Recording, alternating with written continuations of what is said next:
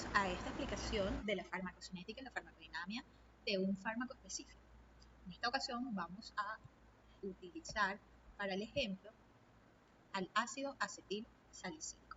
Bueno, el ácido acetil salicílico lo podemos encontrar como un medicamento genérico con el nombre de su principio activo, que será ácido acetil salicílico, como lo vemos en la imagen, o también lo podemos encontrar con su nombre comercial. Este es conocido ampliamente como aspirina y es reconocido porque es de Bayer. Su principio activo, como ya les mencionaba, es el ácido acetil salicílico. Su estructura química, como lo podemos identificar acá, está constituida por un grupo aromático, que es este, un grupo éster, que es este que tenemos acá, y por supuesto el grupo principal, en este caso quien le da las propiedades de ácido, que es el grupo carboxílico, este que tenemos acá. Su código anatómico terapéutico químico es B01AC06. B significa sangre y órganos que la forman. B01 es agentes antitrombóticos. B01A, agentes antitrombóticos. B01AC, inhibidores de la agregación plaquetaria. Y B01AC06 es el ácido acetil salicílico. Como podemos evidenciar, gracias al código ATC, ya nos están diciendo en qué órganos va a actuar este fármaco, este principio activo. Y también nos está indicando cuáles son los grupos farmacológicos y posiblemente la acción farmacológica que va a tener. Sus propiedades químicas debidas a su estructura está que es un ácido débil, por supuesto, porque contiene el grupo carboxílico. Su pKa es de 3.5. Recordemos que el pKa es el pH al cual está el 50% ionizado y el 50% no ionizado, es decir, forma ionizada, forma no ionizada de la estructura química del ácido acetil salicílico. Se ioniza cuando entra a un pH alcalino. Su fórmula química es C9H84 y su peso molecular es de 180.2 gramos mol. Su nombre químico ácido 2-acetiloxibenzoico. Y como ya les mencioné, en la familia química encontramos lo que es el ácido carboxílico, los éster y la parte aromática. Bueno, normalmente este medicamento se comercializa en una forma farmacéutica específica, como son en tabletas o comprimidos de 100 miligramos. Obviamente está en estado sólido. Por supuesto, en esta forma farmacéutica la vía de administración será entérica digestiva oral. Y entre sus propiedades físicas encontramos que estas formas farmacéuticas específicas son blancas, tienen un diámetro de 1.2 centímetros, el borde es de 6 milímetros y tiene una masa aproximada de 0.600 gramos. Su forma es redonda, biconvexa y tiene una ranura intermedia. Iniciando entonces la farmacocinética, pues comenzamos con la liberación.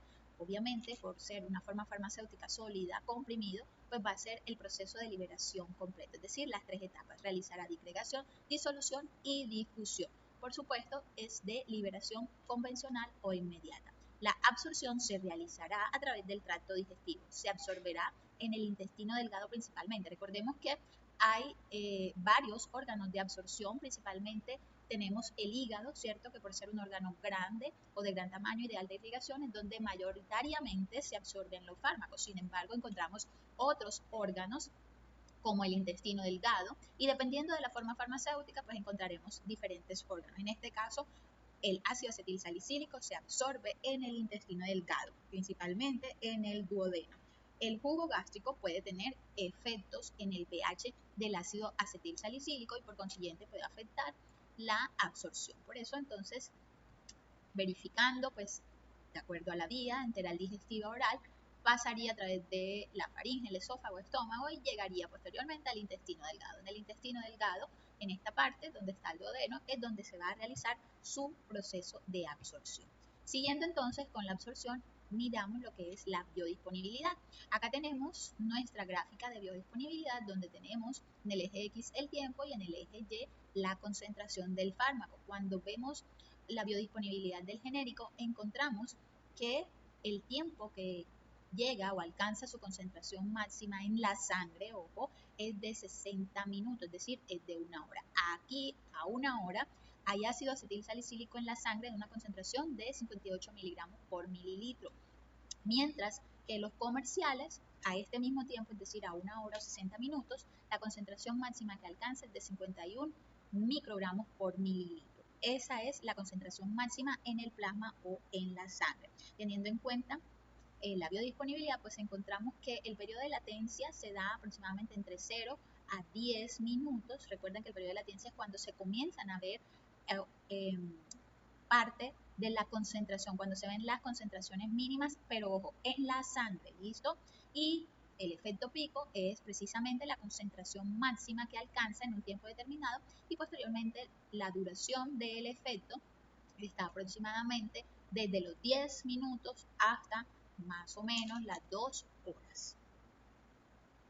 Continuando entonces el proceso de absorción, teniendo en cuenta que este tiene un pKa bajo, su equilibrio ácido-base se desplaza hacia su forma no ionizada cuando está en un pH gástrico. Recordemos que el pH gástrico es un pH ácido, o sea que el que tiene un pH, el ácido acetilsalicílico tiene un pH ácido y llega al estómago que también tiene un pH ácido, entonces se desplazará a su forma no ionizada. Y recordemos que la forma no ionizada es la forma que va a ser más liposoluble. En cambio, cuando ya comienza a aumentar el pH, como por ejemplo, cuando ya se ve el aumento del pH en el intestino delgado, entonces ya estará mucho más ionizado y predominará su forma ionizada, que va a ser mucho más hidrosoluble. Esto significa que el medio alcalino favorece la solubilidad, por lo que la disolución del comprimido es mejor ¿en dónde? Es mejor cuando pasa del estómago y se llega a absorber en el intestino, porque el pH del intestino es mucho mayor, es decir, es más alcalino, predominando la forma ionizada, que es más hidrosoluble.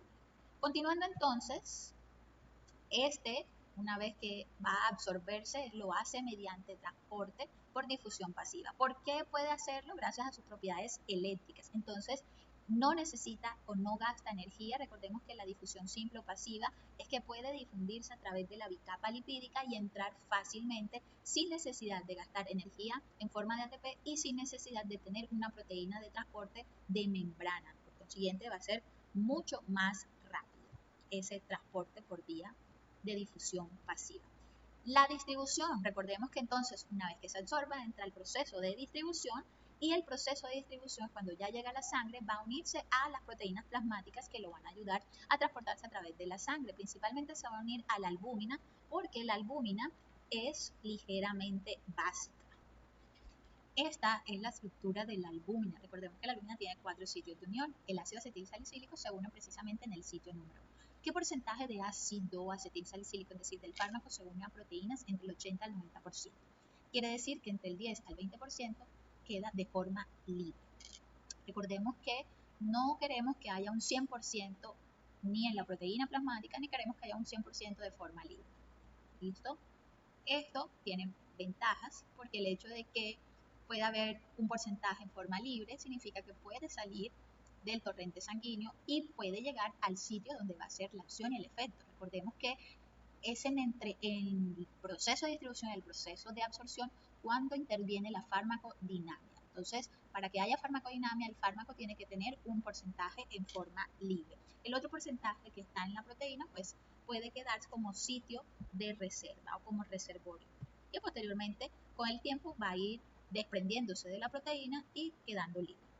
Bueno, este fármaco tiene un proceso de distribución bicompartimental. ¿Qué significa eso? Que utiliza 2 compartimentos. Recordemos que existen 3 compartimentos: el central, el periférico superficial y el periférico profundo. El central es el más rápido, luego el periférico superficial y el más lento es el periférico profundo. ¿De qué depende? Pues depende de la irrigación sanguínea de los órganos. Entonces, en este caso es bicompartimental porque lo hace a través del central y del compartimento periférico superficial. Entonces, a través del central, pues va a ser una distribución rápida donde se va a difundir este fármaco en aquellos órganos que tienen alta irrigación sanguínea, a través del agua intersticial, a través del agua plasmática y a través del agua intracelular, por eso es más rápido. Y el segundo compartimento, que es el compartimento periférico superficial, pues ya es menos rápido que el anterior porque la distribución va a ser hacia aquellos órganos que no tienen tanta irrigación sanguínea. ¿Listo? Gracias a sus propiedades físicas como el pH, puede atravesar la barrera hematoencefálica. La barrera hematoencefálica es la que tiene el encéfalo, es decir, el cerebro. Por eso puede atravesarla fácilmente, pero si el pH fisiológico baja, eso es importante. El volumen de distribución es de 170 mililitros por kilogramo. Algo importante a tener en cuenta es que a dosis bajas, la concentración en plasma es de 3 a 6 horas. allí va, ese es el tiempo que va a durar, mientras que a dosis alta la concentración o el tiempo que va a durar ese fármaco en el plasma puede llegar a ser de 15 a 30 horas. Entonces, seguimos los procesos farmacocinéticos con el metabolismo o biotransformación. Este fármaco, el ácido acetilsalicílico, se hidroliza en el estómago y en el hígado y también en el intestino. Puede hacer fase 1, que es la fase de funcionalización, esta la hace en el hígado, donde va a tener reacciones de desacilación, como lo podemos evidenciar aquí, ¿cierto? Y también va a tener formación de un metabolito. En este caso, el metabolito que se forma es el ácido salicílico. Ese metabolito, como es un metabolito activo, es decir, que puede volver a la sangre y puede tener una acción o un efecto que puede ser una reacción adversa, entra a la fase 2. En esa fase 2 entonces hace la conjugación en el hígado con glicina, con ácido glucurónico y también hace una oxidación para convertirse en ácido gentísico. Este ácido gentísico, que es el que vemos acá, ya es un metabolito inactivo y también es un metabolito hidrosoluble. Recordemos que la biotransformación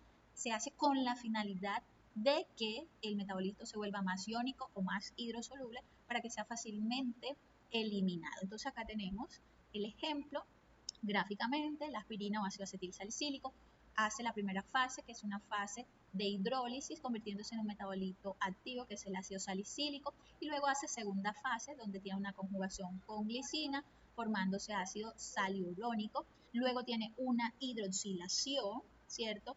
O también puede tener una conjugación con ácido glucurónico, formándose el glucurónido fenólico salicílico, o también glucurónido acil salicílico. Finalmente tiene entonces la hidroxilación, donde se forma el ácido gentísico, que es una sustancia ya metabolizada del ácido acetilsalicílico, que es hidrosoluble y fácilmente puede eliminarse. Continuando entonces, podemos seguir indicando que, por ejemplo, el porcentaje de ácido salicílico de acuerdo a la dosis puede variar. Por ejemplo, si la dosis es de 200 miligramos, el porcentaje de ácido salicílico, que es el metabolito activo, puede ser del 3%, mientras que el porcentaje de ácido salicilúrico es del 83% y el de los glucurónidos es del 17%. ¿Eso qué significa? Significa que entre más alta la dosis, porque fíjense que, por ejemplo, a dosis que están ya entre 1500 y 3000, obviamente los porcentajes de estos metabolitos van a aumentar.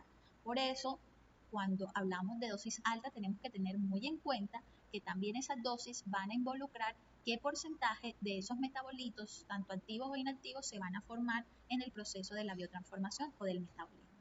Finalmente, terminamos el proceso farmacocinético con la vía urinaria. Entonces, se excretan los salicilatos en un porcentaje inferior al 10%, se hace la filtración glomerular, la secreción y se da una reabsorción tubular parcial solo de la forma no ionizada. La eliminación, por supuesto, también va a depender de la dosis. Por eso, las dosis utilizadas no deben superar los 300 miligramos en ciertos casos. Aproximadamente el 75% es eliminado como el ácido salicilúrico, 10% como ácido salicílico, 10% más como ácido glucurónido fenólico salicílico, 5% como glucuronil acílico y un 1% como el ácido gentísico. Ese es el proceso de la eliminación. Y acá pues tenemos entonces el grupo farmacológico, es un antiinflamatorio y analgésico para dolores leves a moderados, antipirético y antiagregante plaquetario, así como antitrombótico. Todo esto lo que nos está diciendo es que va a actuar en la sangre o en los órganos que forman la sangre. El efecto analgésico, los niveles plasmáticos son de 50 a 100 microgramos por mililitro.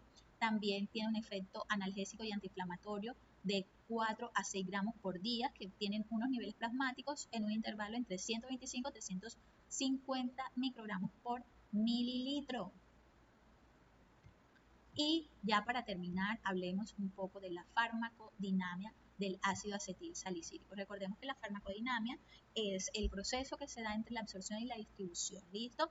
Los receptores del ácido acetilsalicílico, es decir, la diana donde va a llegar, es la familia de los metabotrópicos, es decir, los receptores acoplados a proteínas G.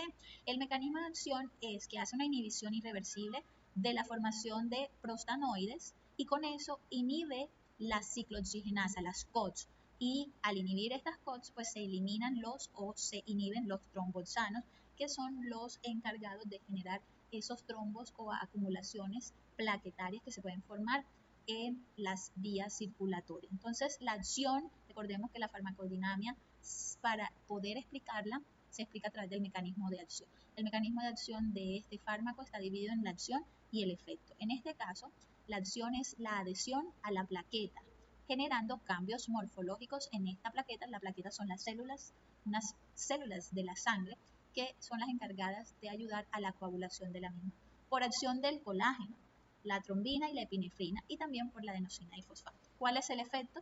Que se produce la activación plaquetaria, con expresión de nuevos receptores y con la liberación de mediadores de ADP, adenosinfosfato, serotonina, el factor de activación plaquetar, que es PAP, y el tromboxano A2, TXA2. Esto lo que provoca es el aumento de la agregación plaquetaria. Aquí vemos entonces cómo actuaría, miren, aquí está interviniendo, aquí podemos ver los receptores, cómo interviene inhibiendo las COX o las prostaglandinas, que son las sustancias que están involucradas en lo que es la inflamación. Finalizamos entonces indicando pues que, teniendo en cuenta las dosis, obviamente los efectos van a poder verificarse de manera diferente. Por ejemplo, dosis entre 100 y 300 miligramos por día van a tener un efecto antiagregante plaquetario, van a tener un efecto antitrombótico. Eso significa que van a inhibir que las plaquetas se unan entre ellas y puedan llegar a generar coágulos en la sangre. Y dosis que son mayores a 100, es decir, ya pueden estar entre los 500 y los 1000, ya van a tener un efecto antipirético y analgésico. Por eso es que el ácido acetilsalicílico no solamente se usa para la fiebre, que sería el efecto antipirético, o para calmar dolores, que sería el efecto analgésico, sino que también se puede utilizar mediante dosis bajas como antiagregante o antitrombótico. Y con eso entonces finalizamos el ejemplo de la farmacocinética y la farmacodinamia del ácido acetilsalicílico. Espero que les haya gustado, espero que les sirva para realizar posteriormente sus actividades y nos vemos. Muchas gracias.